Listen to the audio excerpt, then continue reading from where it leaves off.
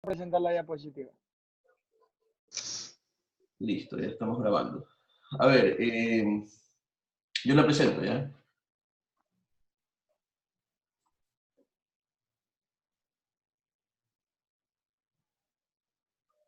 Ya, muy buenas tardes, economista. Les saluda Jonathan Moreno, soy parte de este grupo, el cual el día de hoy va a hablar sobre normas APAS y criterios para redactar con claridad y precisión. Dentro del grupo tenemos pues a Jonathan Daniel Moreno Chalco, quien le habla, a Jordi Ordóñez Toledo, a Evelyn de Jesús Nieto Roche, a Aarón Olea Castro, Paola Joana Moreno Rodríguez. Espero que lo que podamos aportar a la clase y los temas que vamos a tratar el día de hoy pues sean de provecho para todos nosotros y especialmente para la clase. Que tenga buenas tardes, por favor comenzamos. Ya, buenas tardes, economista. Nuestro tema es la importancia de las normas APA y los criterios en las redacciones científicas. ¿Qué son las normas APA? En el ámbito de la ciencia y las investigaciones científicas existe un protocolo de cómo se van a llevar a cabo los trabajos, pero también hay cómo publicarlos y con qué reglas. Estas ideas con el tiempo han sido concretadas y adjuntadas en normas, las que son más conocidas como las normas APA. Se considera elemental y básico escribir un texto siguiendo esta regla, ya que las mismas permiten ordenar la lectura y la idea, así como también el tipo de referencias que se construye para buscar el material.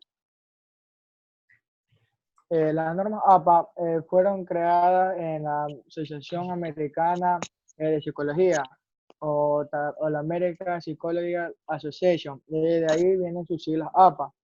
Esto empezó a inicio del siglo XX, y ahí se definió las diferentes reglas y normas de escritura que permitirían hacer referencia para mejorar los diferentes trabajos y escritos del área.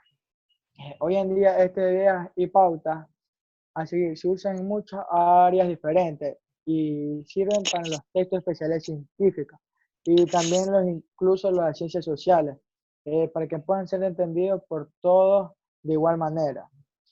Como otro estilo editorial, la norma APA define el uso uniforme de elementos como los márgenes, formato y documentos, puntuación y abreviaciones, el tamaño de letras, construcción de tablas de figuras y la citación de referencia.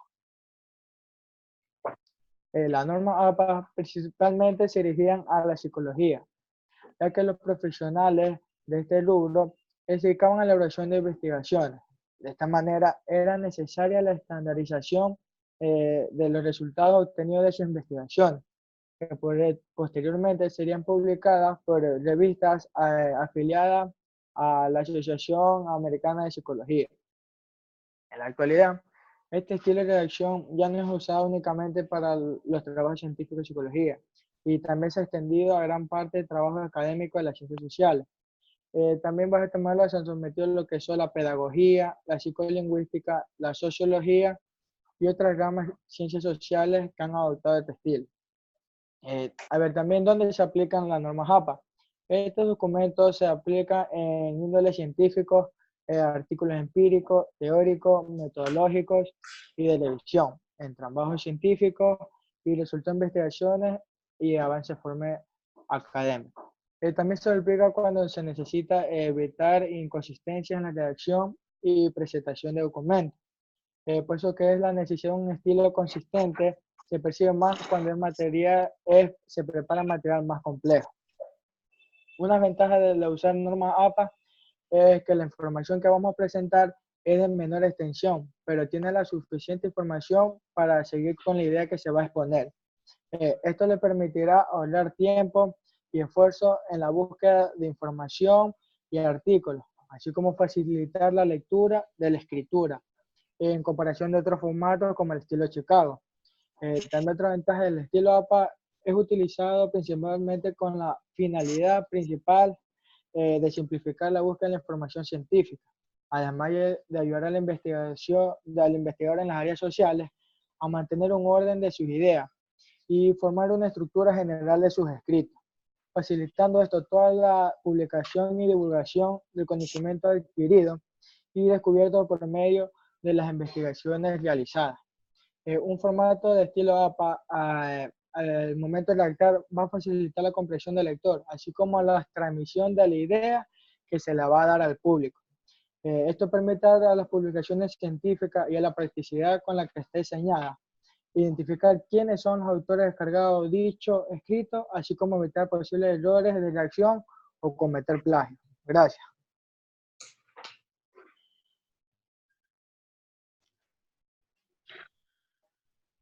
Bien, buenos días, o buenas tardes, o buenas noches, dependiendo de la hora que vea el video economista.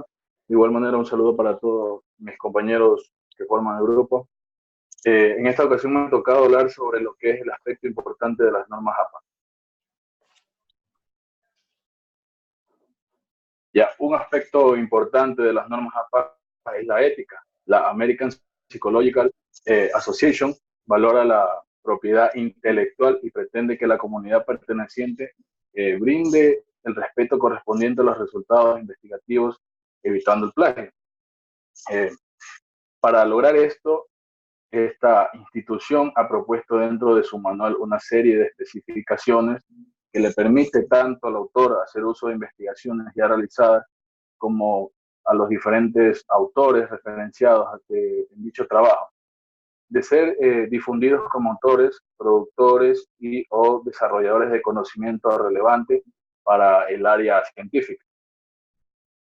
La importancia de concebir y establecer este tipo de escritura ha tenido que ver con colaborar a llevar un recuento más, más claro del tipo de materiales que se utilizan en cada caso. Por ejemplo, si para realizar una investigación se recurría a textos y obras escritas previamente, pero también cómo citarlas al momento de armar la bibliografía, como podría ser consultada luego por los lectores de dicho trabajo. La siguiente. Ya. Es importante recordar que pueden existir un gran número de trabajos investigativos que, aunque se encuentren bajo el modelo de las normas APA de manera adecuada, su contenido no les permite ser considerados como un trabajo científico de alta calidad, por lo que no logran ser publicados en las revistas científicas. Siguiente, por favor. Ya, teniendo en cuenta que la información que se ha recopilado durante la investigación es adecuada, se deberá organizar según lo pautado en el manual de las normas APA.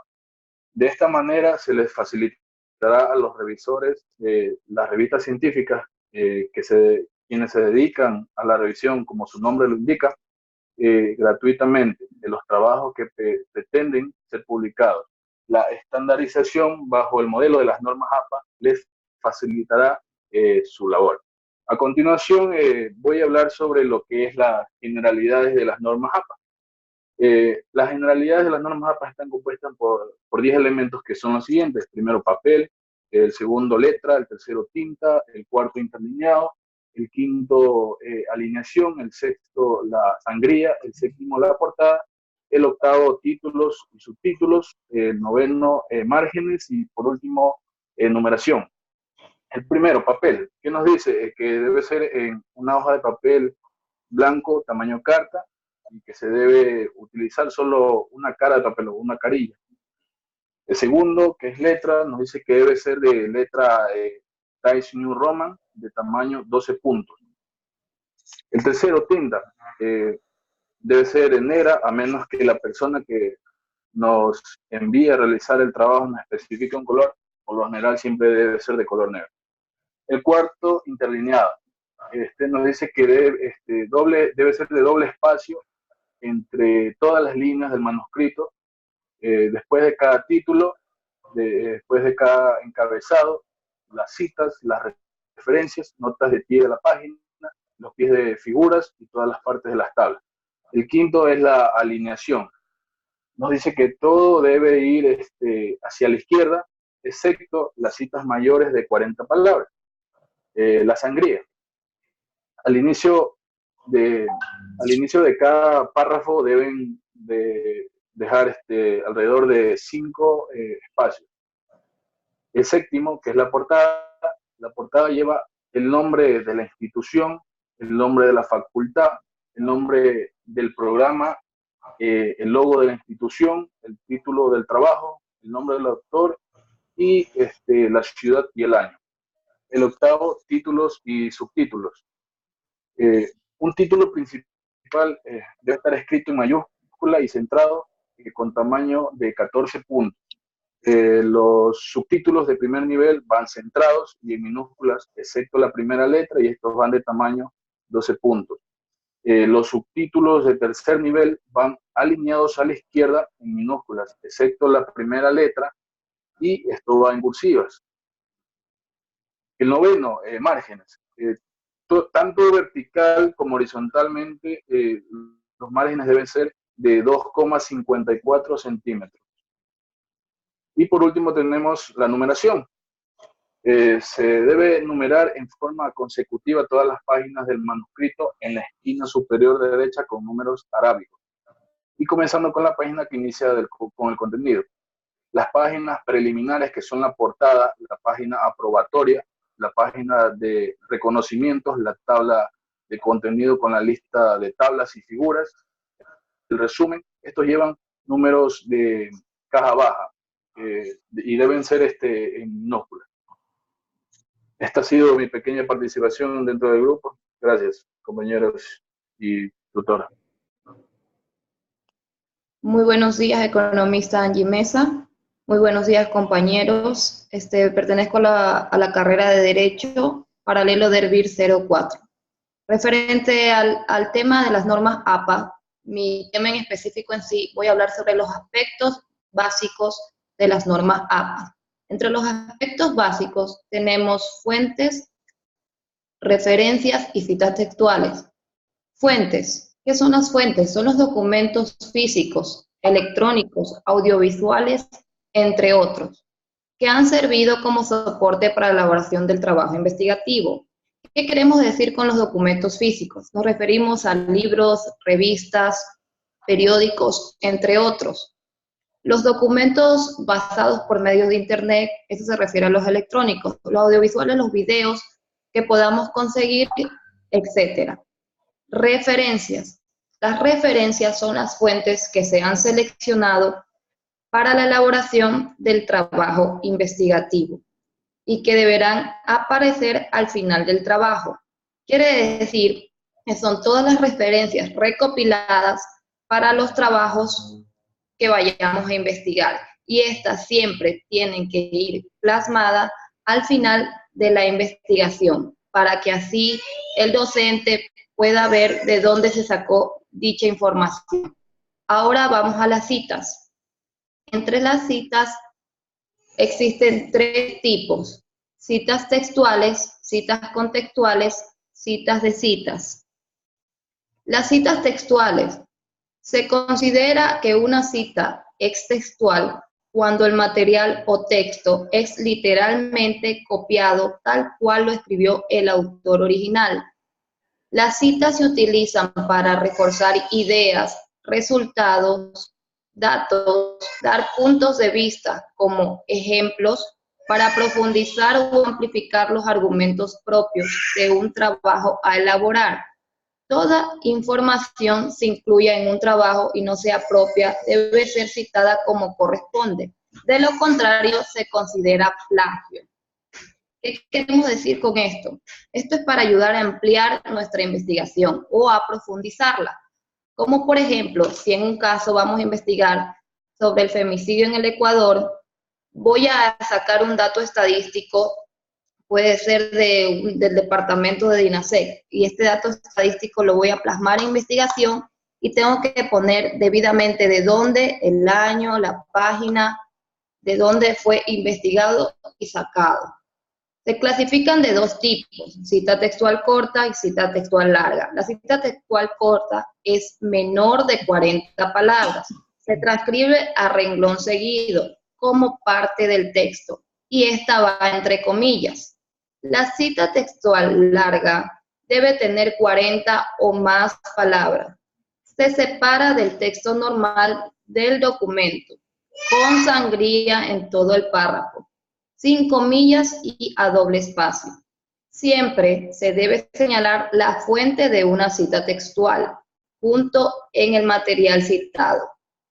Para ello, además del nombre del autor o de los autores, se indicará también el año de publicación del trabajo y, de ser posible, el o los números de página donde se encuentra el texto que utilizamos para la dicha información. Citas contextuales. Es una cita parafraseada, resumida, es decir, que no es una producción exacta de lo que dijo o dice el autor, sino una explicación en las palabras de quien lo está escribiendo el texto, en este caso los estudiantes. En esta modalidad de citado se describe la idea original del autor, pero presentándola con las propias palabras de la persona que está citando. Siempre que uno está realizando una cita, se comienza un nuevo párrafo. Y si en el nuevo párrafo el autor desea continuar la misma cita, debe volver a mencionar al autor de la misma una vez finalizada la cita o el párrafo. Asimismo, y a fin de evitar confusiones con respecto a la autoría de lo que se ha escrito, deberá figurar el autor del material, tantas veces como ésta sea necesario. Por ejemplo, si se realiza un parafraseo muy largo, muy extenso, aún habiendo mencionado el autor ya en el principio de dicho párrafo, es recomendable volverlo a mencionar entre paréntesis al final del mismo, para evitar así confusiones de a quién pertenece. Citas de citas.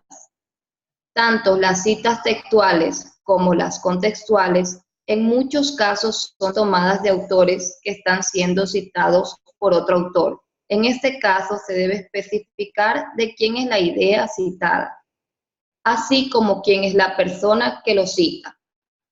Como se mencionó en párrafos anteriores, las normas APA buscan que la producción de conocimiento científico e investigativo sea valorada y respetada, de tal manera que sus reglas se encuentran diseñadas para evitar que se produzca plagio de material científico.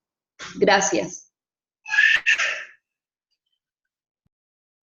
Bueno, compañeros, economista, muy buenas tardes. Mi nombre es Jonathan Moreno, pertenezco al grupo 4 de la carrera de jurisprudencia. Compañeros, muchas gracias. Y economista, aquí estamos para poder seguir expandiendo el tema. Bueno, el día de hoy yo voy a hablar un poco sobre los criterios de referencias bibliográficas en la redacción de trabajo científico.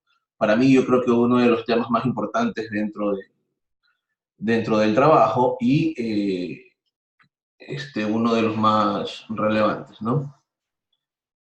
El día de hoy he traído pues un pequeño cuadro en el cual he tratado de resumir de la mejor forma el contenido para los criterios de las referencias bibliográficas.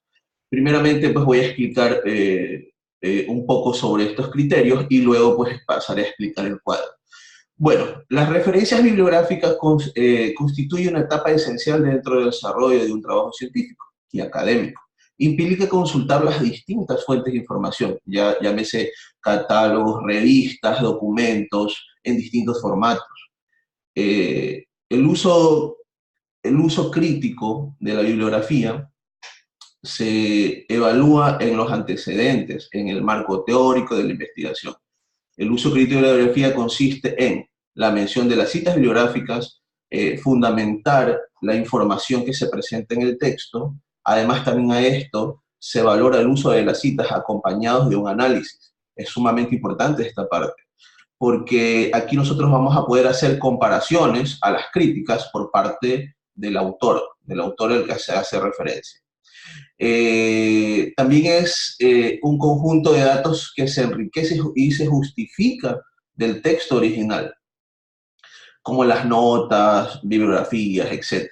La construcción de los nuevos conocimientos se apoya también en los conocimientos previos, haciendo referencia a las bibliografías consultadas. Entonces tenemos que tomar en cuenta que nosotros siempre debemos apoyarnos en conocimientos previos o de autores anteriores para poder hacer referencias que realmente nos ayuden con el texto nuevo o con lo que queramos aportar en el texto. También podemos hacerlo mediante conexiones, análisis y nuevas visiones de interpretación, ya sea crítica o ya sea una opinión. Nosotros tomamos la decisión al momento de empezar con este tipo de bibliografías. Bueno, ya dicho esto, vamos a intentar explicar este pequeño cuadro que yo tengo aquí. Lo que he hecho es simplemente dividir en 5 partes los criterios de referencias bibliográficas. Para mí, las partes más importantes. Tenemos la etapa inicial, la consulta de distintas fuentes, el uso crítico de la bibliografía y las citas acompañadas de análisis y los conocimientos previos.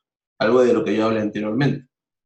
Dentro de esta etapa inicial, pues, nosotros siempre vamos a tener, lo primero que vamos a tener son todos los criterios de referencia. Nosotros al momento de redactar tenemos que estar rodeados de todas las herramientas que vayamos a usar. Dentro de los criterios de referencia, vamos a hacer, de acuerdo al tema que vamos a trabajar, en este caso científico y académico, tenemos que tener en cuenta que tenemos que tener todo a la mano para no cometer errores en lo posterior. Entonces, las bibliografías son sumamente importantes. También tenemos que tener en cuenta que tienen que ser verídicas. Tenemos que tratar de consultar, contrastar lo que encontramos dentro de estos criterios referenciales.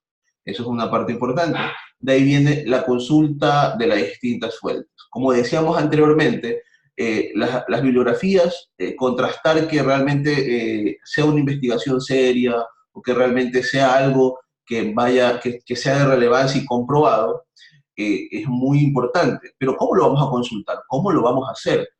Nosotros tenemos una serie de herramientas para poder hacer eso. Ya tenemos hoy en día el Internet, la biblioteca, nos podemos basar en un sinnúmero de herramientas que nos van a permitir a nosotros consultar todo este tipo de fuentes. Tenemos como, por ejemplo, catálogos, bases de datos, buscadores web, revistas científicas, todo aquel aporte referencial o de fuentes que nos van a permitir a nosotros alimentarnos o retroalimentarnos de todo este conocimiento previo para poder nosotros hacer nuestro aporte. Entonces, la consulta de las distintas fuentes es fundamental dentro de este proceso. De ahí vamos al uso crítico de las bibliografías. Como otra vez vuelvo a recalcar, nosotros tenemos que comprobar que nuestras bibliografías sean las correctas. Y aquí viene esta parte muy importante, el uso crítico de la bibliografía, que básicamente es la evaluación de la bibliografía, o sea, es la evaluación de lo que ya se investigó, de lo que ya se hizo. Nosotros vamos a intentar encontrar algo dentro de esa investigación o dentro de esa bibliografía. Como, por ejemplo, ¿cómo lo vamos a hacer? Verificando antecedentes, verificando quién aportó también a esa bibliografía, quién estuvo dentro de esa bibliografía, cómo la hicieron. El marco teórico también es sumamente importante. Entonces, el uso crítico de la bibliografía es parte también fundamental dentro de este resumen que estoy haciendo. Tenemos que tener ojo con las consultas de distintas fuentes y con el uso crítico de la bibliografía, que en mi criterio personal pues son una de las más importantes. Ahora nos pasamos a las citas acompañadas de los análisis. Cuando alguien empieza a trabajar, ya sea cualquier texto, en este caso estamos trabajando con texto científico o académico, siempre va a venir acompañado de citas. ¿Qué significa una cita? La cita nos va a permitir a nosotros valorar ese argumento o ese criterio, porque nos va a dar a nosotros, aparte de darnos a nosotros la cita que nos hace referencia a determinado argumento, nos complementa. Entonces nosotros vamos a valorar porque nos va a permitir a nosotros hacer comparaciones, sacar criterios propios y también nos va a permitir conocer el criterio del autor.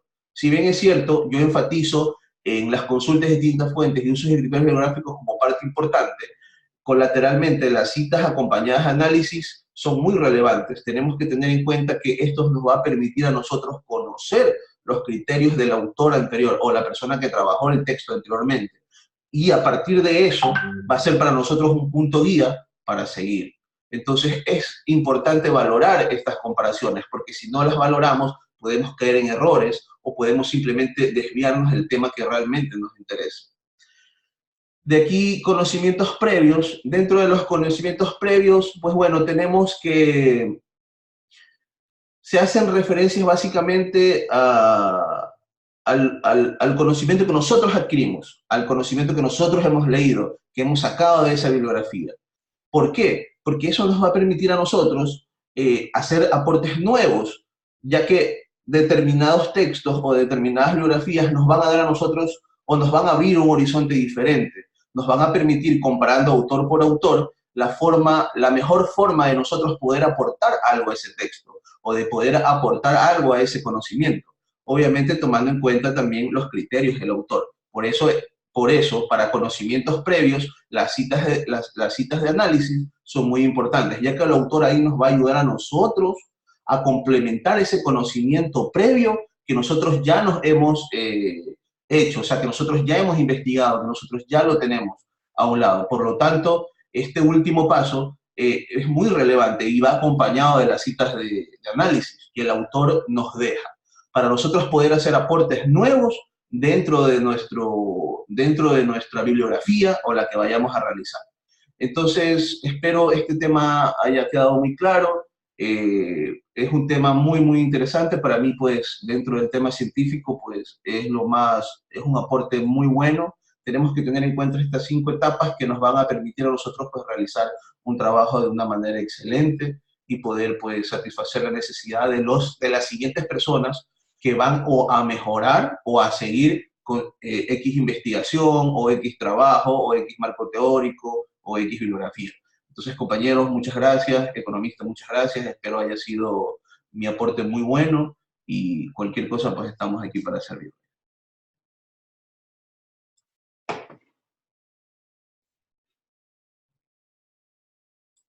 Buenos días, economista. Buenos días, compañeros, compañeras presentes. Pues yo le voy a hablar acerca de la evaluación de proyectos. En este caso, pues existen muchos documentos que establecen pautas, criterios, guías, lineamientos, test, procedimientos, modelos o reglamentos para evaluar los proyectos o artículos de investigación, proyectos de tesis, pero ninguno profundiza y desarrolla lineamientos específicos para la evaluación de bibliografías.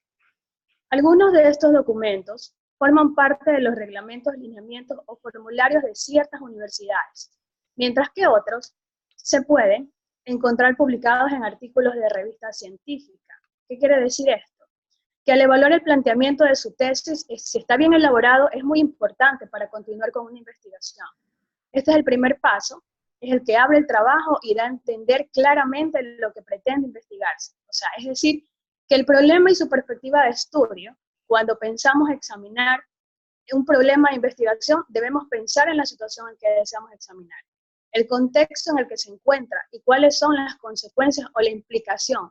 De ahí el interés de obtener más conocimiento sobre el asunto. Y la manera más sencilla de hacerlo es, sin embargo, frecuente al encontrarse con problemas mal planteados, que carecen con precisión y coherencia. Cuando esto sucede, el resto de la investigación se ve afectada, porque sus objetivos no tendrán ya concordancia con el verdadero problema de investigación. De ahí en adelante todo se podría volver totalmente un desastre.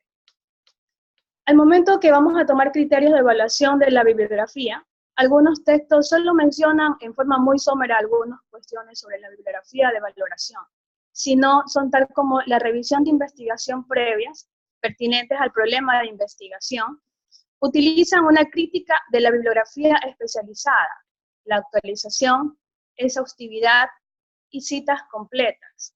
Es decir, cómo planteamos un problema. Al afinar y estructurar formalmente la idea desarrollando, vamos a hacer un enunciado de un problema donde de forma declarativa o interrogativa se lo puede comunicar a lo que será investigado y se delimita de forma específica.